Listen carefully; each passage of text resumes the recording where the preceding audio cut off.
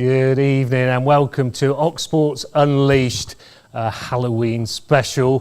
Wherever you are, in your castles, your dungeons, your haunted mansions or your caverns, we're pleased, see what I did there? Yeah. We're pleased to have you on board live at Oxford Downs with kind permission. We thank them very much for using the studio. And with a skeleton crew tonight, stop it, Colin.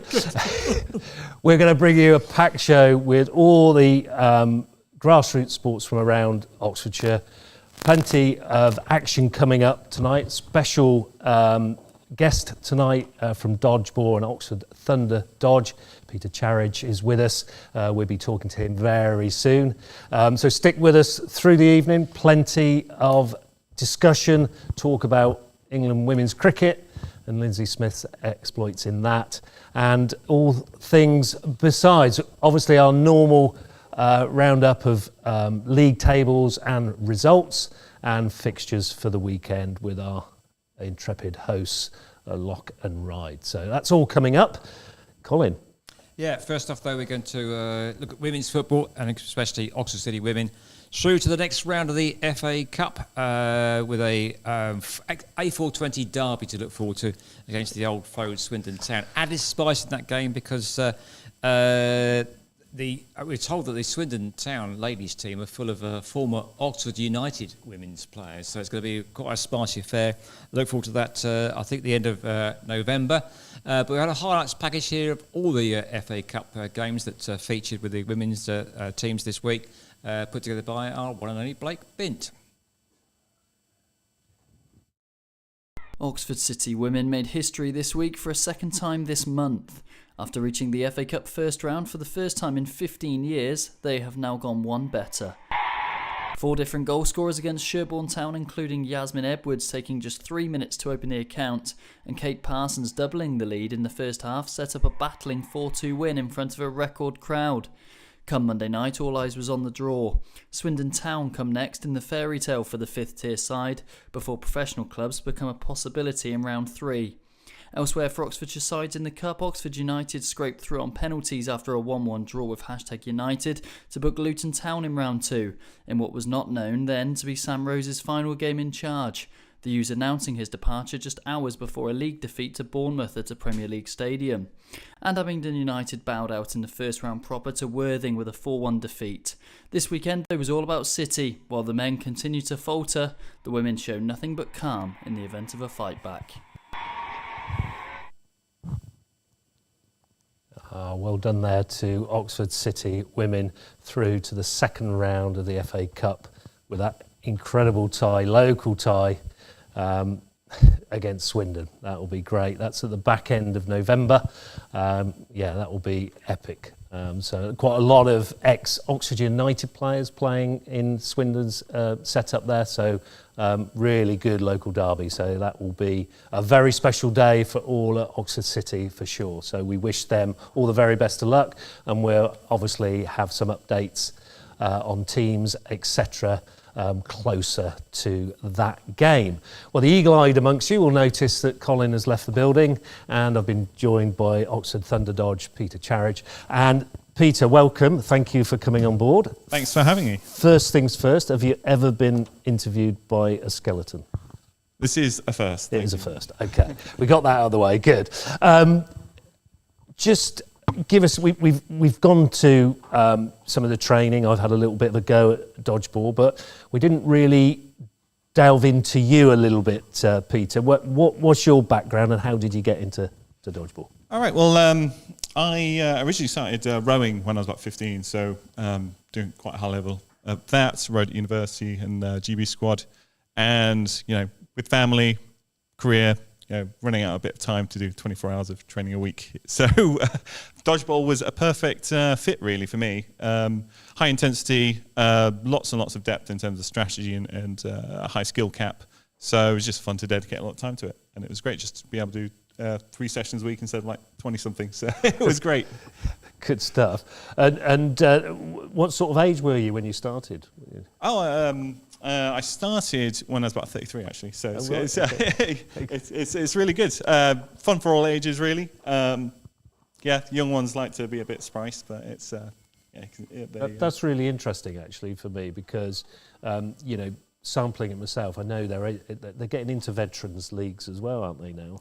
They were looking at some Masters League. I know some people are a bit reserved from wanting to compete away from them, but experience counts for a lot in these kind of sports. So it's good. Absolutely, that's brilliant. So for people watching and they don't perhaps understand dodgeball, it's not just getting out the way of a ball. There's a lot more to it, isn't there? Can you just sort of give us a brief outline of that, the rules and regs, but also the tactics that come along with it? Because there are a lot of tactics. Yeah, sure. So essentially, there's 2 teams, 2 halves, 6v6, and there's 5 balls. The aim of the game is to eliminate the other team, or at least have more players than the opposing team after 3 minutes. So the ways you can get the opponents out is, you can hit them with a ball, you can catch a ball that they've thrown, which resurrects the teammate as well, or you can kind of just scare them off court. If they touch the line, they're out. So that's another strategy. So lots of fakes and just like chasing them down. But aside from that, in terms of strategies, typically if you have the majority of the balls, you're on the offense, so you have to kind of attack the opponents, and you have a certain time limit that you've got to throw balls. And if you're on the defence, you can either kind of passively sit in the corners, or you can go on the aggression as well. So typically what will happen is that the wingers will be kind of defending the team, trying to get a positive trade, trying to get 2 of their players out for 1 of yours. If you get 2 of those, it's basically 4v2, and then it's just like kamikaze attack them. Just get those last few members out. But also there's other teams that go with a more defensive strategy, just wait them out, try and get the opponents to make more mistakes. But when I had a go, I got the impression that sometimes you might target an individual on the opposition. Is that fair? Is that right? Or you do make some enemies if it's quite easy that. So what will happen is that typically you'll see, they've got big arm, don't let them run up, just keep countering, throw the balls, because otherwise there's nothing we can do about it, right? So people will try and trade for those key arm players. Oxford Thunderdodge's tactic is basically to win by attrition. We just have lots and lots of big arms and lots of high-skilled players, so we just keep throwing ourselves at the opponent until they run out of steam, basically. So, that's our thing. So. And they're quarters, aren't they? Am I right in saying that? Or I can't remember quite. Is it 25 minutes ago? I can't remember. I'd actually forgotten. There's a few different setups. So on open days where you get a full tournament in a single day, there'll be 15-minute rounds with 7.5 minutes on either side. But in the leagues, longer format, taking about 6 months with 10 meets, that would be about 45 minutes with about 25 minutes on either side, with a few timeout calls for strategy meetings and things like that. So game of 2 halves, ultimately, change sides. So. Yeah. Good stuff. I had forgotten that, so that's good. So Oxford Thunderdodge at the moment, growing a little bit? Oh, absolutely, yeah. Since you last came down, when you first came down, we were getting between 10 to 14 players each time, enough for some friendly games within ourselves. But now the team's expanded. We've got 16 to 24 regulars, and we've actually got a second team now in the Nationals. So it's great. It's captained by Katie Rigg, so she's big shout out to her. She's doing a great job running that team. Fantastic. So they're doing quite well. They almost got their first win. They forgot that in their celebration you're not allowed to spike the ball on the ground. So a bunch of them got sent off for the final round, and they end up with a draw. So that was there's some videos on that on YouTube. I like it. That's brilliant. But that's encouraging, isn't it? Absolutely, they're doing an amazing job. So a lot of the teams that they're playing are very established. They've been playing for years, and at the moment we've got individual skill levels quite high, but we're just working on the teamwork at the moment. That's brilliant. And how are the first team doing? First team our opponents failed to show up, so we got a 40-0 win. Oh. So scared. They were scared. Yeah, possibly. So Bedford Rangers, we'll get them next time. But Berkshire Royals, unfortunately, we lost by a single set in this one. Very close game, very fun. We'll get them next time. That's about it. in this sport, I was just thinking about this. The camaraderie between the two teams, it's quite decent, isn't it? Oh, absolutely, yeah. Well, I mean, everyone knows each other very regularly, train regularly together, so there's a lot of competition between us. But it's we're going joint socials. It's great. So there's brilliant. I love that. And what are the goals for you for this season? What are you looking to do? Well, we're looking to get a promotion this season, so we are still aiming for first place on this one. We've got lots of training to do, and the level of the teams have gone up over the summer. So we're going to see what we can pull out of the bag on this one. But yeah, we're definitely aiming for a first place to try and get this promotion. But we'll see where we're at. Yeah, no, that's good. Well, good luck to everybody on that, and hope it goes well. Are there cups, or is it just the league? So there are individual days where there's like single meet cups. There's leagues, which is the National League, and the regional. We've decided to drop out the regional. We're just going to focus on nationals this year. There are a number of individual tournament days that we're going to be looking to go around and try and get some silverware for that. Absolutely, brilliant. But for first place, you usually get a big cup, and there's usually medals, gold, silver, and bronze for the other ones. But all the points are racked up, and then there's a separate invitational at the end for the opens. So we'll try and see what we can do there as well. Oh, well, that's good. Again, good luck. I hope that goes well. I'm just fascinated with the sport, and I did enjoy my time there, I must admit. We must get down again. Just explain this, because this is this is incredibly heavy, isn't it? Is this part of the training regime? Yeah, so a number of us have got some extra training stuff. It's 10-kilo mug, but that's all I got for Father's Day. So it's quite good. It just trains the wrists. So when we're throwing balls, we can change direction, we can feint, we can do full throws to kind of scare the opponents off, come back and get the other one. So after they've dodged, just get the ball there, Peter. Just give us an indication of how to hold that ball. You might struggle with the mic in the other hand. But, So essentially, this is a cloth dodgeball that kind of. In the US, they're quite a big fan of rubber ones, but in Europe and internationally, everyone's focused on cloth ones. So there's a rubber insole. Typically, there is a little rubber bung on there at some point, which is used as the kind of the grip point. So typically, you'd put your thumb just over that to get some bit of control, and you try and grab the seams so that you can get a good solid grip. And not release it too early, otherwise it goes high and get people. Got you. People get a bit upset when you get them in the head. So you're aiming low, aren't you? Typically you aim low, but if people are jumping, you might get a little bit higher.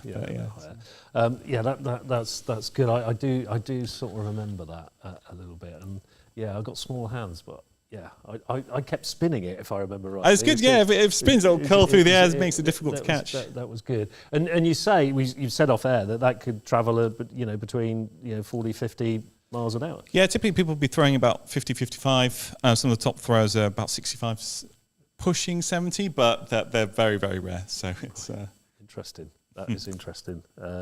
Coming at you at that speed. Brilliant. It's not easy to get out of the way, is it? No. So that's why it's dodgeball.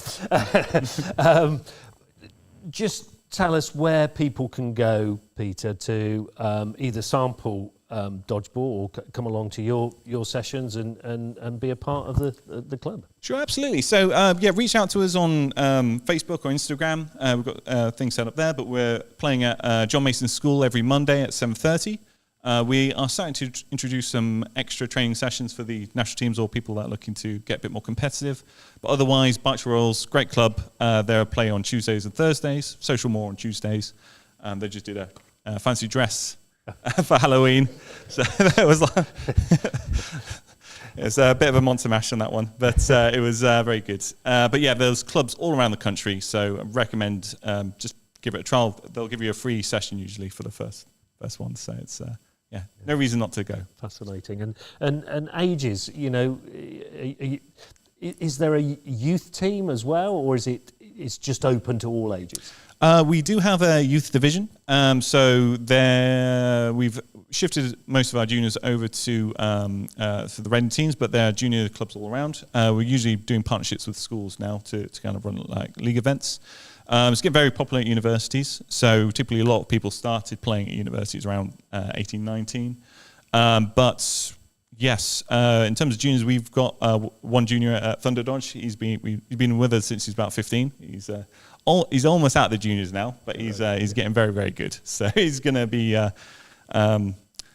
raking a lot of trophies when he goes to university, I think. So not quite scholarship material yet, but and are there sort of regional teams that you know if you're strong in your sort of area, can you go into a sort of regional side or an England side? Absolutely. So in terms of regional clubs, people are open for selection basically in any club. So you just show up a few times, and then they'll introduce you to their competitive team if you're interested.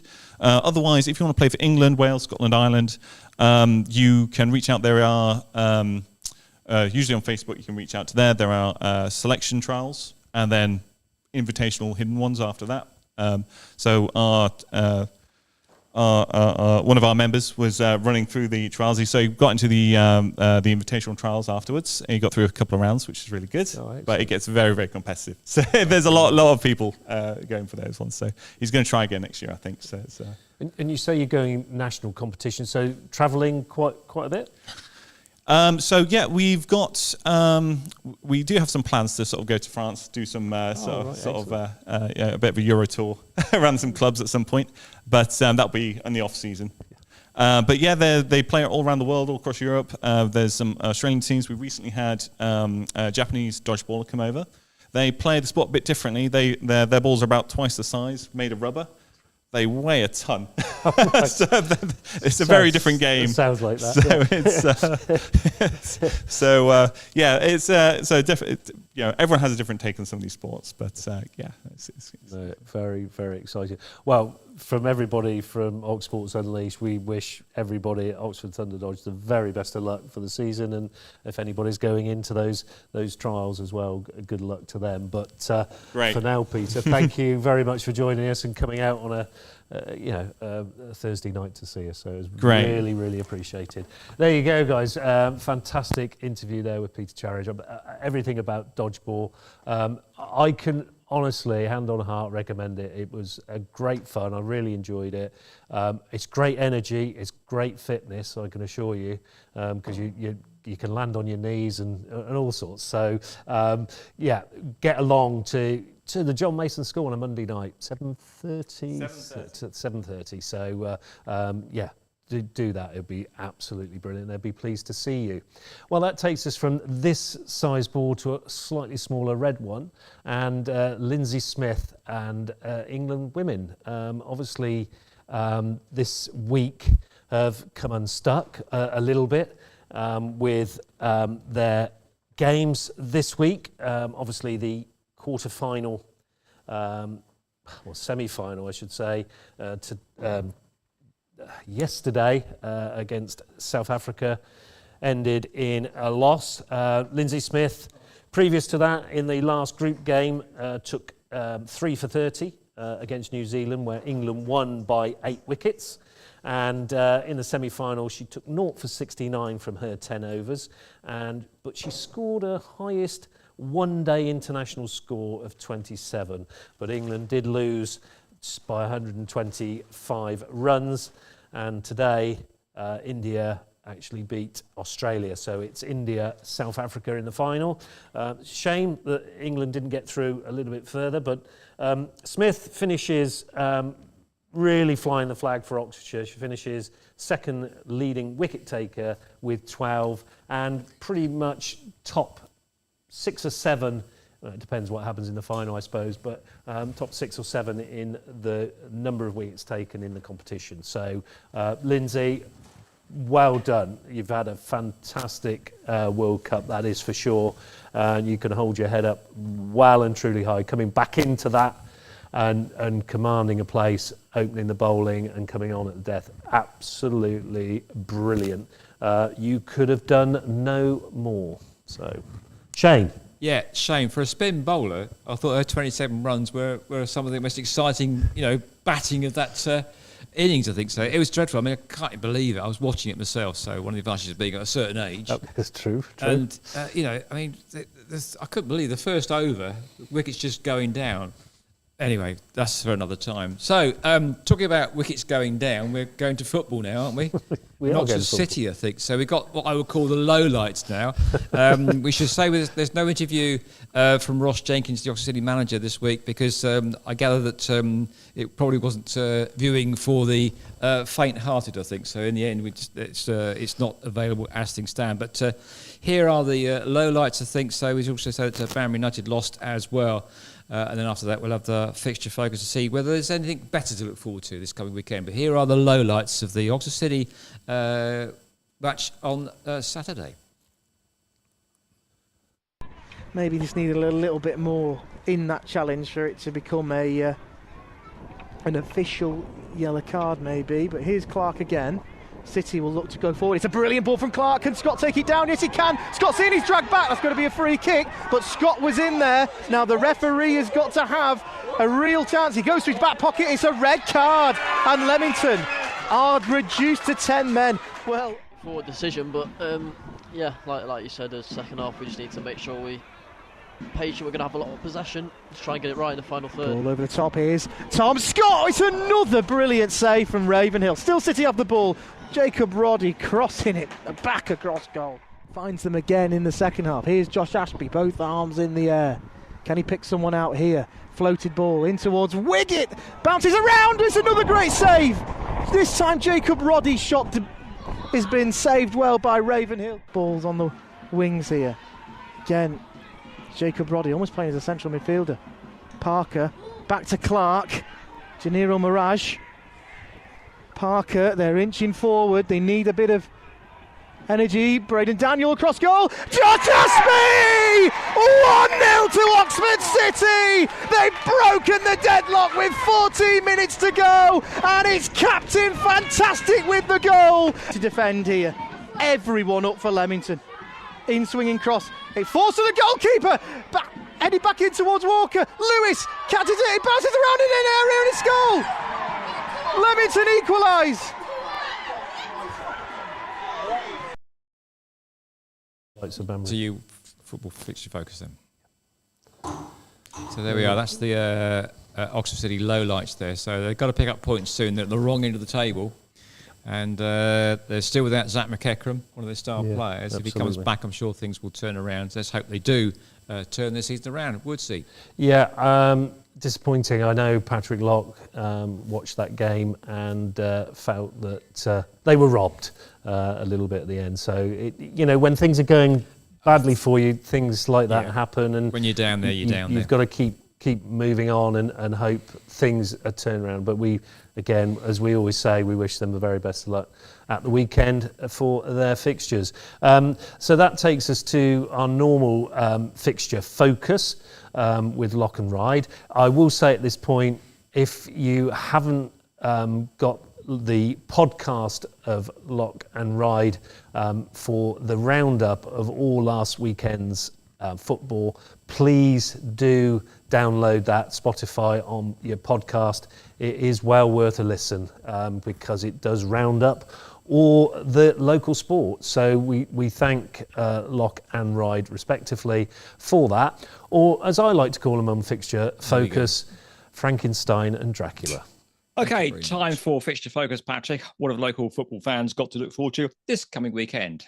A lot of league action again this weekend with a few cup breaks, but Oxford United, they're back at the Kassam Stadium. They host Millwall at 3 p.m. on Saturday. Oxford City, they're at home as well as they host Bedford Town in a very hastily rearranged game due to FA Cup action. And obviously City played Bedford away just a week and a half ago. So that'll be an interesting game with both teams pretty much in the same form that they were in a couple of weeks ago. And obviously Ross Jenkins' men desperately needing to find a win to get their season back on track. And will obviously be wanting to get one over on Bedford after being defeated by them just a couple of weeks ago. Banbury United, they're on the road in the Southern League Premier Central. They head in towards Suffolk as they head to Bury Town, looking to get 3 points on the board there. Tame United, they're at home. Beaconsfield Town are there visiting in Southern League Division 1 Central. In Division 1 South, and Didcot Town's season of long journeys continued as they head to Tavistock. Looking at Sunday, Oxford United, they host Watford at Court Place Farm in Women's National League South. Abingdon United are at home. They welcome Bridgewater Town to the North Court in Division 1 South West. Well, Oxford City haven't had much league action yet this year, and that continues as they travel to play Wycombe Wanderers in the Southern Region Women's Football League Cup on Sunday. So that is what is coming up for our football fans this weekend. Thanks a lot, Patrick. And now back to the main studio for much more Oxford Sports Unleashed. Our thanks there to Frankenstein and Dracula. Sorry, Locke and Ryde for the fixture focus for this week. Roundup, you don't get it anywhere else. And I suppose it's a good point, to say each week we say, do you want to present on the show? Do you want to be a producer? Would you like to be an interviewer? Do some filming for us? If you'd like to do any of that, if you're at college and you're looking on a media course, get in contact with us. oxsportsunleashed@gmail.com. That address again is oxsportsunleashed@gmail.com at the bottom of your screen there. Please do get in contact. We'd love to hear from you. And any clips, literally any clips of sport around our country, depending on whatever, our county even, depending on what it is, please send it, because we will love to use it on Oxsports Unleashed. I can assure you it'd be a great feature. Yeah, and just to back up what you're saying there, because our producer tonight, Wes Spearman, did a lot of work for us over the lockdown period. He went down to Oxford City as a videographer, did his college course. He's now working for Hampshire Cricket Club as part of the media team. Carla Buckingham, the same. She's now working for BBC Radio Oxford, as one of their go-to producers on their sports show. So again, this is good experience for you. If you want to get involved, do contact us, and there's plenty of opportunities for you to get involved doing, as Darryl says, presenting, production, the technical work. There's lots of wires to There's a lot of cables tonight, I can assure you. We had a bit of a scramble tonight, didn't we, trying to find out the right place to put them in, but we got there in the end. We got there in the end. Okay, so you can see that one of our lapel mics is packed up, so I'm doing handheld this evening. So, and that's why we're somewhat different tonight. And Woodsy, he likes dressing up, so it's a good job it's Halloween. Otherwise, people starting to think, what's he on about? So, thank you. That's good. Very good, Colin. Shall we change shape ball yet again? Yes, we've had definitely. dodgeball, we've had cricket balls, we've had footballs. Shall we have rugby balls now? Yeah, why not? Why not Chinnor? Because Chinnor are doing really well. They've had some good results recently, but they met Hartpury. Hartpury is a really it's a rugby college university near Gloucester. They've got an association with Gloucester Rugby Club as well, Gloucester Football Club as well, and great facilities there. So these guys often go on to become professional rugby players. So both their football team are doing well, rugby as well, and unfortunately Chinnor came a cropper at the weekend, 25-19. They were beaten there. Chinnor did try to get some tries though. Tries were from, I'll just read these off here, sorry, Charles James, and Nathan Chamberlain and Kieren Goss, but they did end up in the end on the wrong end. Narrow defeat though, 20-19 there. I believe we've got some highlights, I think, as well. So here they are coming up. Gives us such confidence. Knee phases Robbie and they're in space. Charging towards the line is Robbie Smith, and he's gone all the way. Brilliant try from the centre. Footwork, pace. It's a lovely tip inside, and gets James Bolton into a bit of space, and Chinnor into the 22 as that man Luke Carter picks up and makes his way all the way to the line and secures the try for the visitors and their first score of the game. Hunt is fairly clean with his first line. That's a great line. Go Ollie. Fantastic line from Ollie Allsop, and he's gone to the try line. Chinnor working through some phases. Here's a nice little dummy there from Jamie Carr. This time bursting through is Chamberlain, and Nathan Chamberlain is going to go all the way to the line. And the Chinnor fly half returning to one of his former teams that's come to haunt them. Another try to his tally as the Hartpury line out is successful and the ball is moving and the referee's arm is out. Massive moments in this one as Hartpury find an edge and they're over. Try time, look at that. That is it has taken us a while to build into finding that weapon, but Is there space wide here? It's a long looping one. Into Passman. Passman on the outside. He's got man over on the wing. It's Kieren Goss. He's going to charge his way all the way to the line. And Chinnor back in it once more. Kieren Goss, the winger. that base. Also, Chinnor have been penalised. The offside here. Hartpury piling the pressure on. Just got to be patient. Got to be patient. A lot of space here on this right side. Out to Basil Getty. Clear car. The long pass out to Keir Clark. Patience. And the winger is in the corner. The ball out, and that is the final act. And Hartpury at the end, cling on. An incredible end. Hartpury once again. So that was a close game, and we can't big up Chinnor Rugby Club enough because they are doing extremely well. Their highest ever league position. They're getting good crowds over at Chinnor as well. Yeah, so if you fancy a bit of rugby without a killer price, because we know these days sports is a bit of an expensive activity, then get yourself down to Chinnor. Kingsley Road. Indeed. Yeah. And now for something completely different. Now for something completely different. Indeed, because you may all know that for a long time Speedway was dormant in Oxfordshire at Sandy Lane, been revived. They're in their second or third season, I think. So they were running 3 teams. They're now down to just the 2, I think, for next season. The last event of the season was held this week. I think it was Thursday evening, I think so. That was like a showcase, really, between the Oxford Cheetahs, Coventry, Swindon and Wolves down at Sandy Lane. The results were Wolves 31, Swindon 28, Oxford 21, Coventry 16. And it's a great event, really. It's been very successful down there. They run the dogs as well. So again, this is a county full of sport. I mean, we've got some great cricketers. We've already heard about Linsey Smith here.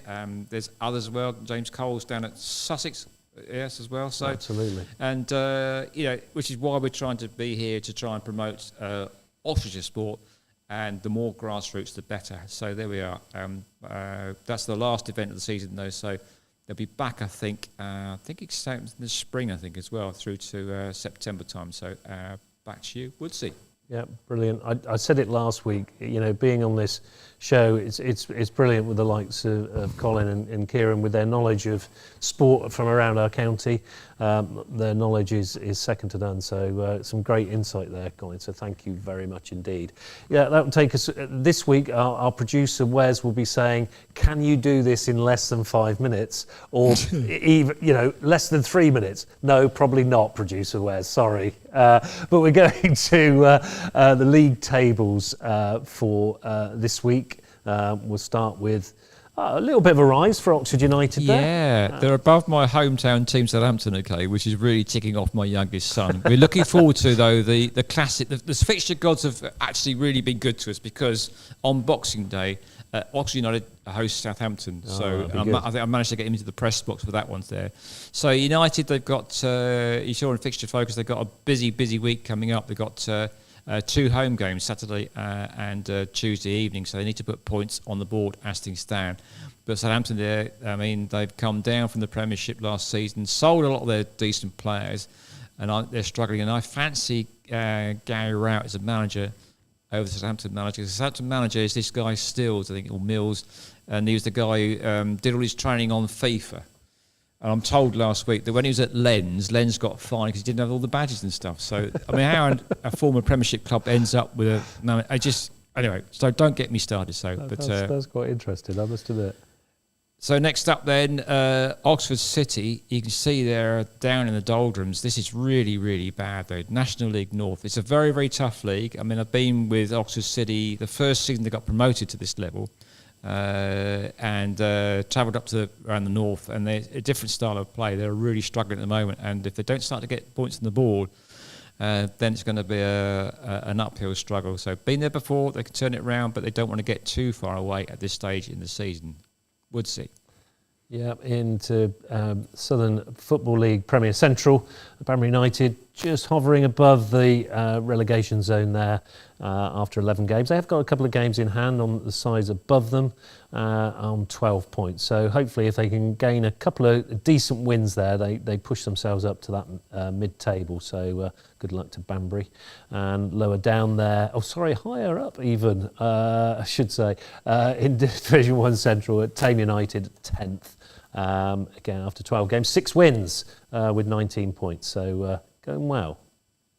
I think Didcot Township, yes, it is 19th, I think. So they've had a few wins recently, and I think it's a goalless draw at the last weekend.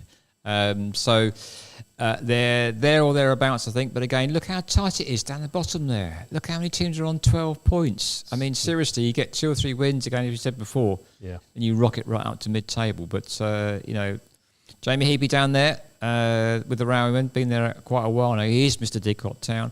Let's hope he can turn around their season soon. 5 sides on 12 points. Interesting.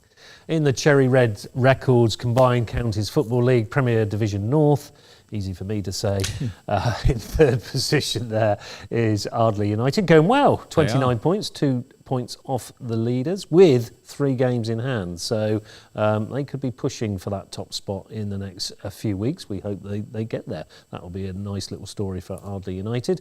And all the other sides, Wallingford and Crowmarsh, Kidlington and Milton United, 6th, 7th and 8th respectively, 26, 24, 20 points. Going well. No highlight of the Hilltop this year. No, nothing. No guest side this nothing week. At all this week. So well done to Wes for getting the highlights in the right place. Right, Aberdeen United 13th and Northley 14th. Northley, of course, came down last season along with Kidlington to this level. They may well have found their level, I think so. Northley, they always describe themselves as a village team that have punched above their weight. Long may they continue to do so. Yeah, in the Hellenic League. We ought to get down to Wantage Town, you know, because they've been scoring goals for fun, sort of beating teams sort of 5-0 plus, I think so. We have a local boy. We do. We have a local boy. He's you a never cricket know. man. He is a cricket man. But so is Wes, and Wes has learnt from football, so maybe we can get Blake Bint down to Wantage Town to do a bit of exclusive coverage for them. About time we gave grassroots football more grassroots exposure, I think so. Yeah, but there we are. Wantage Town going well. And the other sides in that division, Carterton probably staying pretty much where they were last week in 14th with 10 points. And we really want to get Carterton on. So if you're anybody you're from a local Carterton, boy, I'm aren't a local boy. Yeah. Anybody wants to come on from Carterton, please get in contact with us because we'd love to get you on the show. And Clanfield 85 and Tame United reserves in bottom 2 places. Right, next up to the Women's National League. Oxford United ladies are in 5th at the moment, so let's see, on 11 points. But there's quite a gap, isn't there, between the mid-table and the bottom. And interestingly, Lewis can't quite work that out because we got Lewis on 20 points. Yeah. 10 points. Okay, fine. Right. Yeah. So there's a bit of slip of the pen there. So yeah, I couldn't quite work out. Well, Lewis had 20 points and we're below Oxford United with 11 points. But that's been explained by the fact there's a slight digital slip of the pen there. We don't just throw this programme together, Colin. Oh, yes, we do. But let's just say that trying to do this is an awful lot of work. Right, been told, Woodsy. What about Aberdeen United? Division 1 South West, Aberdeen United in 6th place after 7 games. Not many games played there. I mentioned that last week, but with 8 points. A little bit behind 3rd place with 16 points, but who knows, it's still early days. It is. I think the ladies' teams start later than the men's teams, I think so, right. So meanwhile, Southern Region Women's Football League, Premier South, Oxford City Women, still...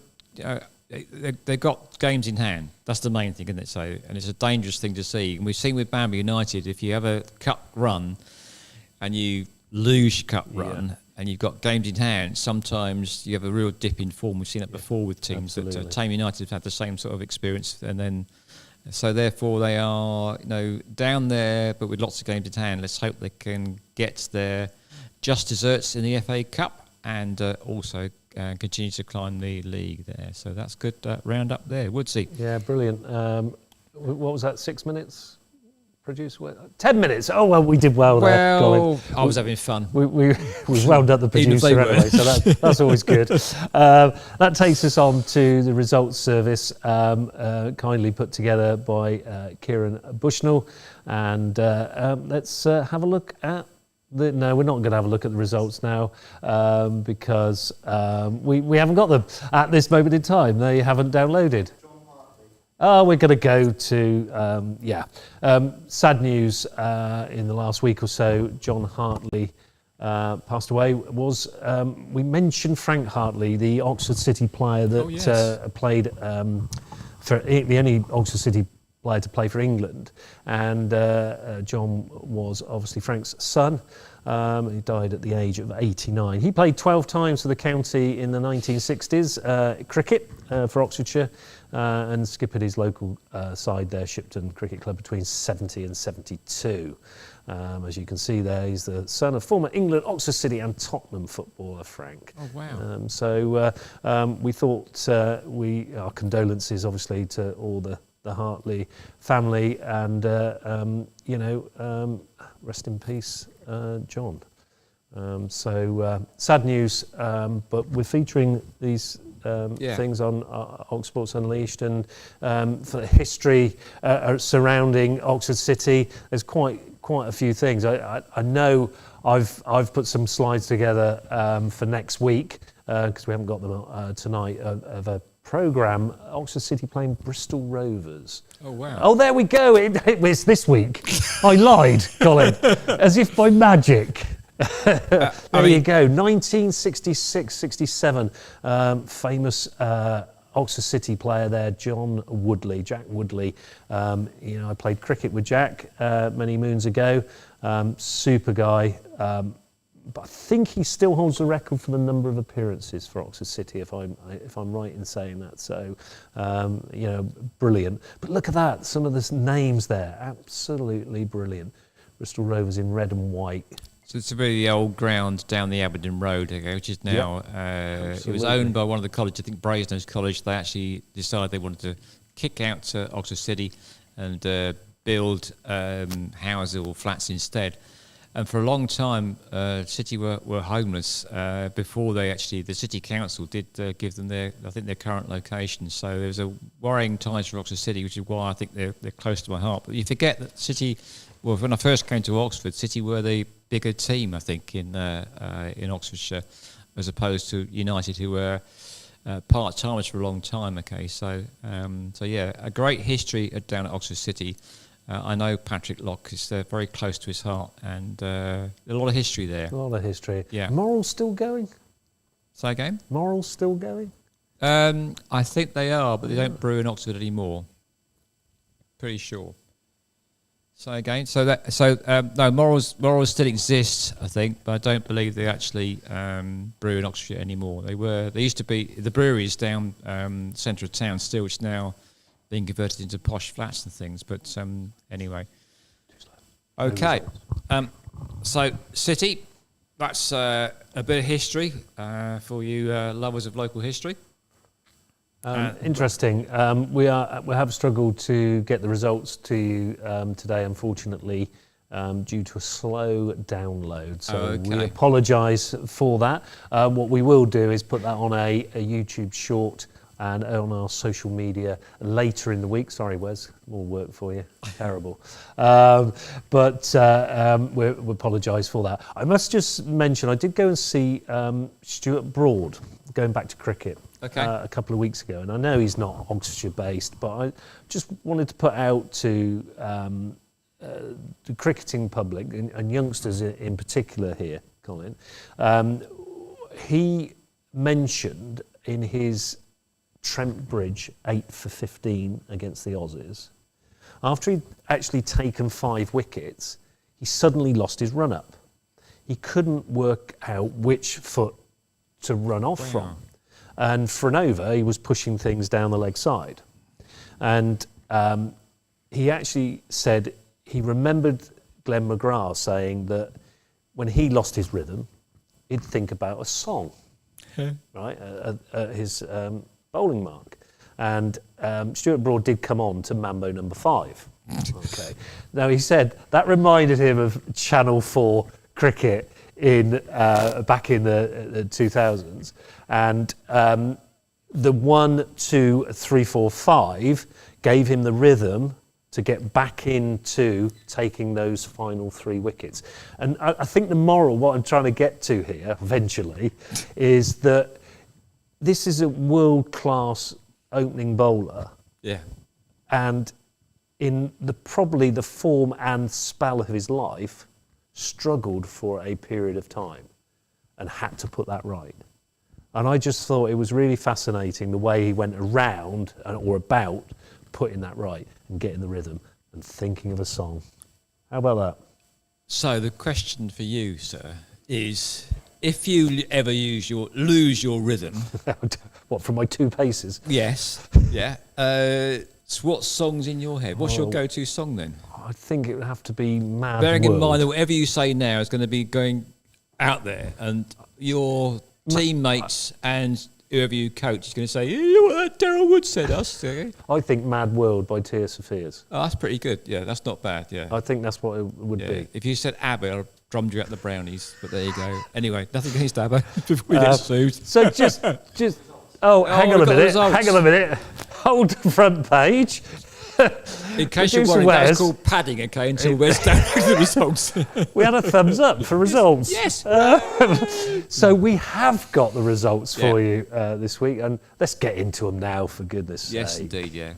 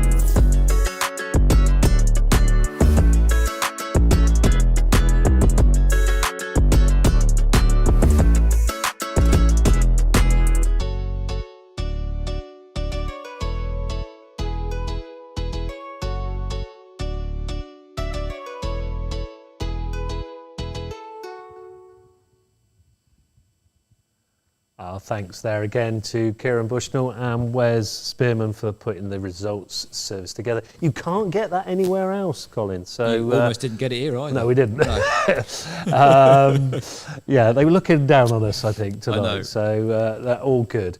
I must say, great programme. Loved the interview with Peter Charij. I thought spoke really well about the dodgeball, didn't he? Yeah, I fantastic. did pick up his tankard. It was heavy. He gave it to me, and I thought, that's nice. Whoa, yeah. I mean, seriously. So that's honestly his training method. Is the it? training method for the rest. It's not very big. It's not even half a pint, though. No, I know. Short change there. Yeah, absolutely. It was water in there. Okay, by the way, fine, all right, well. just in case. We'll say that. He's an athlete, isn't he? Indeed, So, yeah. I think that just about wraps it up for tonight, Colin. Thank you again. We should thank Wes Spearman, though, because when we absolutely. arrived here, there were cables missing, all sorts of things. We've been FaceTiming Matt Bowden, I think. He's at football training with his young son tonight, okay? Patrick Locke is somewhere else on business, I think, this evening. So there's been a few panics there. So we got there in the end. Thank you so much for watching. Thank you to Woodsy and everybody else involved, and to Blake Bint and to Kieren for putting together the results service too. Missed anybody out? Don't think so. No, I think No. we've covered done a lot, everything. haven't we, But I will say, I did say at the beginning, a skeleton crew. So it Thank was you. me, roller coaster ride, and Wes Spearman. And Wes did come out all the way from Winchester to be with us tonight to produce the show. So, yeah, good on you, Wes. Thank you very much indeed. We really appreciate it. It's like I say, we can't do it, this programme, without these volunteers. We're all volunteers, and I think we put something together that it is showcasing some of the sports around our county, and we are incredibly proud of being able to do that for you. But we need you to send us your clips. There's that email address again, oxsportsunleashed. I keep pointing the wrong way, so go that way. That is the right way, because reverse. You've got a reverse. Yeah, I know. Reverse. Yeah. So there you go. I'm not pointing at him. I'm trying to point down there. I got to That's it. That way. There you go. There you go. There. Yeah, you get the message. Yeah, oxsportsunleashed at gmail.com. That's about it for tonight. Thanks again for joining us. We'll be live again next Thursday at Oxford Downs to unleash some more Ox Sports. We'll see you soon.